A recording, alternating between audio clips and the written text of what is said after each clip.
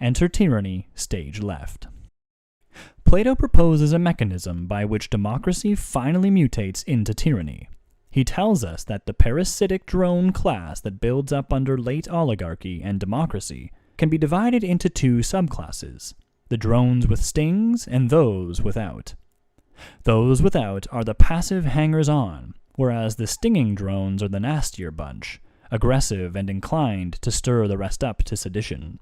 Think of the upper-middle-class wokester, saddled in debt for a useless college degree in grievance studies, whose idea of finally doing something with his life is signing up with Antifa or the Bernie Bros. A second group playing a role in the transition to tyranny, Plato tells us, are the rich, who are terrified of being accused of plotting against the people and being reactionaries and oligarchs. As a consequence, they pay off the drone class. Think of corporate groveling to political correctness and the writing of check after check to fund various left-wing causes.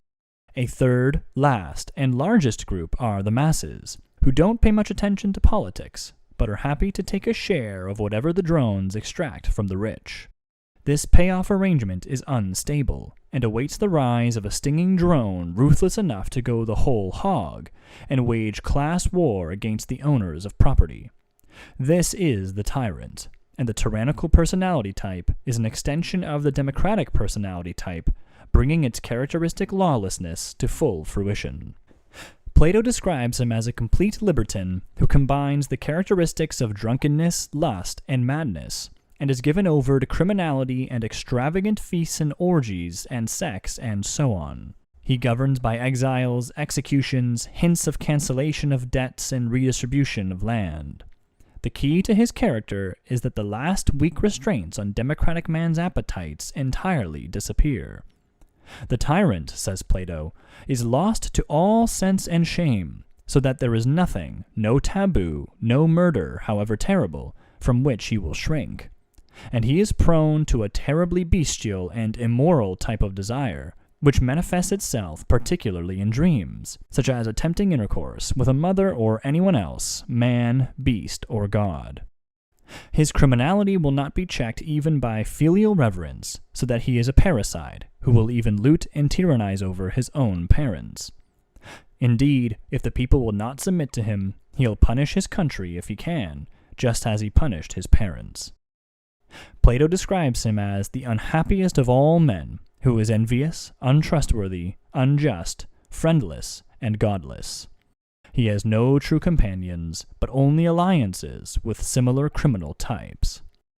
For all Trump's vulgarity and egotism, even if populism and eroding decorum obviously factored into his rise, it is ludicrous to see in him a platonic tyrant. A tyrant would welcome the COVID-19 lockdown as a means of securing greater control over the people, rather than resisting it. He would have reacted to riots by imposing martial law, rather than taking to Twitter.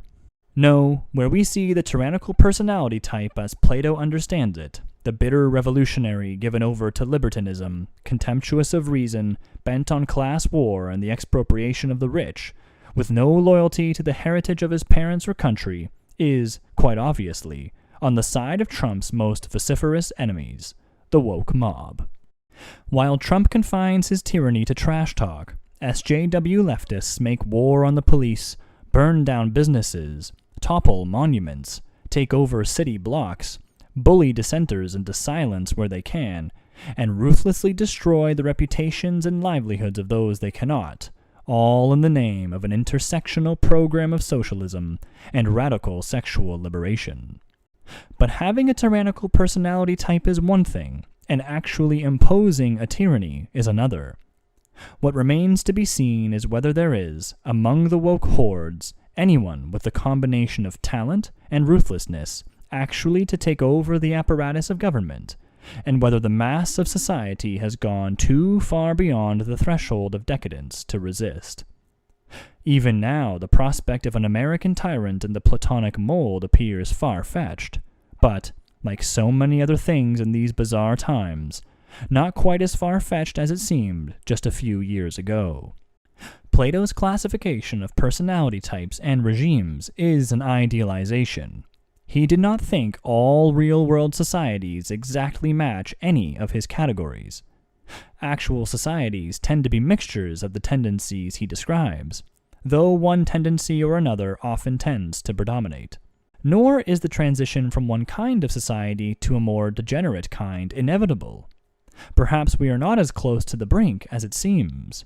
Perhaps, even if we are close to it, we can still retreat. But doing so would require a revival of the embers of reason, and they are weak. Plato described the philosophers of his own day as mostly useless and rogues, corrupted by sophistry and the pressure of egalitarian public opinion.